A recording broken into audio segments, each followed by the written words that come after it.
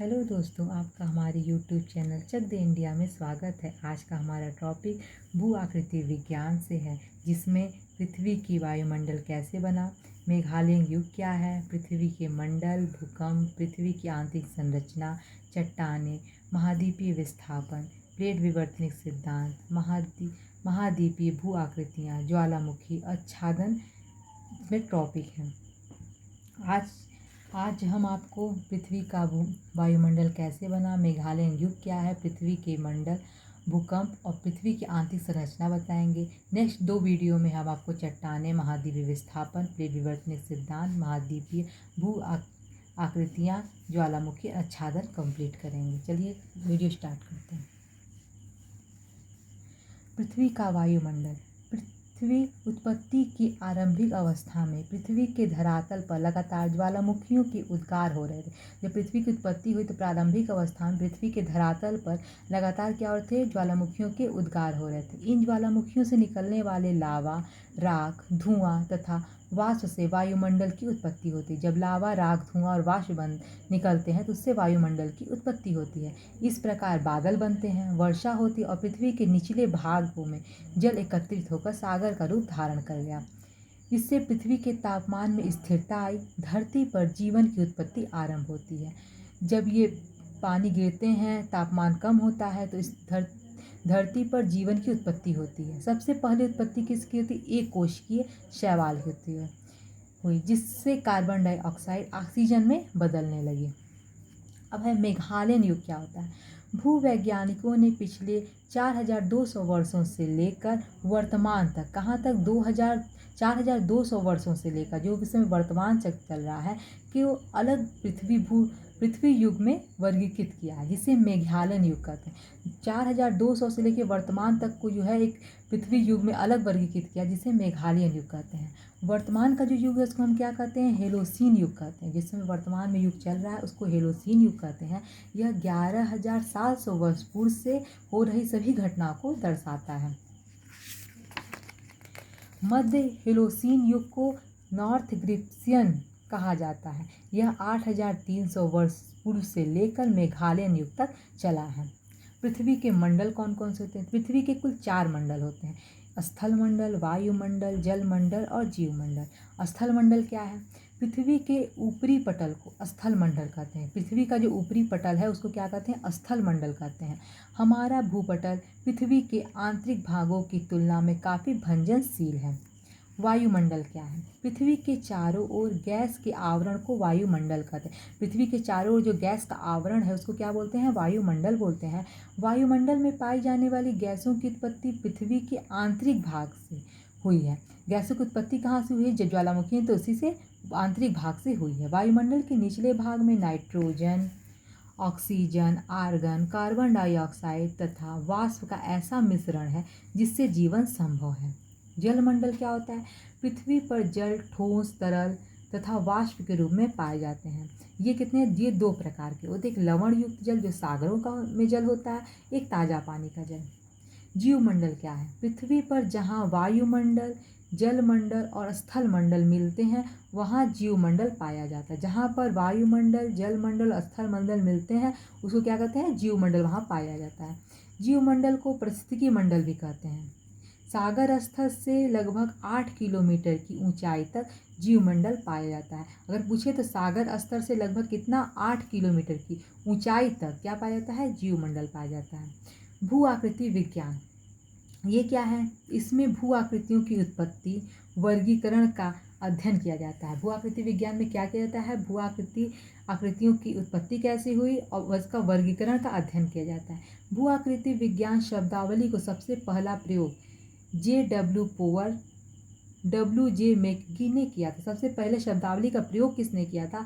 तो J.W. Power और W.J. मैकगी ने किया था। अब आते हैं भूकंप। पृथ्वी का आकस्मिक कंपन ही भूकंप कहलाता है। पृथ्वी पर आकस्मिक कंपन होने लगे उसे क्या कहते हैं? भूकंप कहते हैं। भूकंप के अध्ययन को सिस्मोलॉजी कहते हैं। भूकंप के अध्ययन को क्या कहते हैं? इसको जो हम सिस्मोलॉजी कहते हैं। भूकंप मापने के यंत्र को क्या कहते हैं? सिस्मोग्राफ। इसको क्या बोलते हैं? सिस्मोग्राफ कहते हैं। किसी भूकंप के आने पर भूकंप के फोकस से विभिन्न प्रकार की लहरें उत्पन्न होती हैं। किसी भूकंप के आने से भूकंप के फोकस जो होता है उसका उद्भव केंद्र होता है, उसके विभिन्न प्रकार की लहरें तरंगे उत्पन्न होती हैं, उसी को भूकंप कहते हैं। भूकंपी तरंगे कितने प्रकार की होती है? भूकंपी तरंगे 3 प्रकार की होती है, प्राथमिक तरंगे, द्वितीयक तरंगे और धरातलीय तरंगे। प्राथमिक तरंगे क्या होती हैं? इसे अनुदैर्ध्य लहरें या संपीड़ित लहरें भी कहते हैं। अगर ये पूछता है ज़्यादातर क्वेश्चन में कि अनुदैर्ध्य लहरें या संपीड़ित लहरें किसे कहते हैं, तो उसको प्राथमिक तरंगे को कहते हैं। इन तरंगों में कण जो है प्रसारण की दिशा में कंपन करते हैं। इस लहरों में कण किससे हैं? प्रसारण की दिशा में कंपन करते हैं। इनकी आवृत्ति अधिक होती है। ये ठोस, तरल सभी माध्यम से गुजर सकती हैं। तो प्राथमिक तरंगे ठोस, तरल सभी माध्यमों से गुजरती हैं। चट्टानों की कठोरता में इनकी गति चट्टान में कठोरता जितनी अधिक रहेगी उनकी गति भी उतनी तेज रहेगी, और तरल पदार्थों में इनकी गति कम हो जाती है। इसकी तुलना किससे की गई? इसकी तुलना ध्वनि तरंगों से की गई। इसकी तुलना किससे की गई है? ध्वनि तरंगों से की जाती है। द्वितीयक तरंगे, इसे अनुप्रस्थ या आड़ी तरंगे कहते हैं। इसे क्या कहते हैं? अनुप्रस्थ या आड़ी तरंगे कहते हैं। इसकी तुलना किससे की गई? इसकी तुलना प्रकाश के लहरों से की गई है। प्रकाश की लहरें जाती हैं तो बैक हो जाती, इसलिए इसको कहते हैं। द्वितीयक लहरें तरल माध्यम में नहीं गुजर पाती। ये ठोस माध्यम में चली जाती हैं, लेकिन तरल जहाँ पर होता है वहाँ नहीं गुजर पाती। इससे यह सिद्ध हो जाता है कि पृथ्वी की लगभग आधी गहराई पर एक तरल परत है। धरातली तरंगे क्या होती हैं? इन तरंगों को लंबी तरंग भी कहते हैं। धरातली इन तरंगों को लंबी तरंगे भी कहती हैं। ये कम आवृत्ति वाली होती हैं, दीर्घ तरंगदैर्घ्य की मानी जाती है। ये कम आवृत्ति वाली होती हैं और इसको दीर्घ तरंगदैर्घ्य कहा जाता है। इसका निरूपित कंपन अधिकेंद्र के निकट विकसित होता है। इसका कंपन कहाँ होता है? अधिकेंद्र के निकट होता है। धीमी गति के कारण ये तरंगे भूकंप मापक सिस्मोग्राफ पर सबसे अंत में रिकॉर्ड की जाती हैं। कौन सी तरंगे जो होती हैं सबसे अंत में रिकॉर्ड की जाती हैं? तो वो है धरातलीय तरंगे। पृथ्वी के धरातल पर अधिकतर जान माल का नुकसान जो है वो धरातलीय तरंगों के द्वारा ही होता है। अब उद्गम केंद्र क्या होता है? वह स्थान जहाँ से ऊर्जा तरंगे की उत्पत्ति होती है, वह स्थान जहाँ से तरंगों की उत्पत्ति होती है उसको उद्गम केंद्र कहते हैं। अधिकेंद्र क्या होता है? वह बिंदु जहाँ भूकंपीय तरंगे सबसे पहले पहुँचती हैं। यह उद्गम केंद्र के ठीक 90 डिग्री पर स्थित होता है। वह तरंगे जो सबसे पहले पहुँचती हैं और उद्गम केंद्र के ठीक 90 डिग्री पर स्थित होती है उसको अधिकेंद्र कहते हैं। सहभूकंपीय रेखा क्या होती है? एक ही समय पर भूकंप से प्रभावित स्थानों को मिलाने वाली रेखा को सहभूकंपीय रेखा कहते हैं। एक ही समय में अगर भूकंपित प्रभावित क्षेत्र स्थानों को अगर हम मिलाते हैं तो उसको क्या बोलेंगे? सहभूकंपीय रेखा।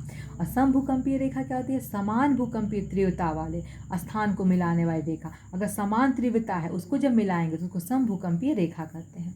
पृथ्वी की आंतरिक संरचना कैसी है? पृथ्वी की आंतरिक संरचना की जानकारी भूकंपीय तरंगों से। सबसे पहले हमको कैसे जानकारी मिलती है? तो हमको भूकंपीय तरंगों से, ज्वालामुखी के वेग के विस्फोट से, प्लेट के सरकने से प्राप्त होती है। इन तीनों चीज़ों से पता चलता है कि इसकी आंतरिक संरचना कैसी थी। इसके आधार पर इसकी रासायनिक और भौतिक संरचना बनाई जाती है। आंतरिक संरचना के 3 भाग होते हैं। रासायनिक दृष्टि से देखें तो 3 भाग होते हैं। एक है सियाल, यह भूपर्पटी का ऊपरी परत होता है जिसका निर्माण सिलिकेट और एल्युमिनियम से हुआ है। सियाल सिलिकेट और एल्युमिनियम से हुआ है। ये भूपर्पटी का ऊपरी परत का होता है।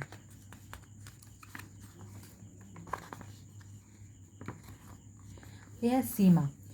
दूसरा है सीमा, इसका निर्माण भूपर्पटी के निम्न परत में होता है। प्राय इससे समुद्री बेसिन में पाई जाती है। ये सीमा क्या होती है? इसका निर्माण भूपर्पटी के निम्न परत में, ये समुद्री बेसिन में पाई जाती है। इसका निर्माण किससे होता है? सिलिकेट और मैग्नीशियम से होता है। नीफे क्या होता है? ये कोण में ये कहाँ पाई जाती है? तो कोण में, जो कोण बना होता है उसका उसमें पाई जाती है। इसका निर्माण निकेल और फेरस से हुआ है। यह भारी तत्वों से मिलकर बनी होती है। इसका घनत्व कितना होता है? 11 से 13 के बीच में। अब आते हैं, अब ये है आपका पृथ्वी। सबसे ऊपरी परत क्या होती है? भूपर्पटी। दूसरी है मेंटल, तीसरी है कोर। ये हो गए आपको रासायनिक दृष्टि से। और एक हम अभी बताए हैं कौन कौन सी होती हैं। एक रासायनिक होती है, दूसरी भौतिक संरचना होती है। भौतिक संरचना इसी को बोलते हैं। क्रस्ट हो गया, भूपर्पटी इसको बोलते हैं, मेंटल, कोर। जब क्रस्ट के ऊपरी परत और निचली भाग को क्या बोलते हैं? जब दोनों को मिलाते हैं तो उसको क्रस्ट के ऊपरी भाग को, निचले भाग को क्या बोलते हैं? कोरनाड सीमा, कोनराड सीमा बोलते हैं। मेंटल के ऊपरी मेंटल और निचले मेंटल को क्या बोलते हैं? रेप्टी सीमा बोलते हैं। और कोर के ऊपरी मेंटल और निचले मेंटल के, कोर के ऊपरी कोर के और नीचे वाला भाग दोनों के बीच को क्या बोलते हैं? लेहमैन सीमा बोलते हैं। तो भूपर्पटी का ऊपरी और नीचे का हिस्सा कोरनाड सीमा, मेंटल का ऊपर और नीचे वाला हिस्सा रेप्टी सीमा, और कोर का ऊपरी और नीचे सीमा लेहमैन सीमा।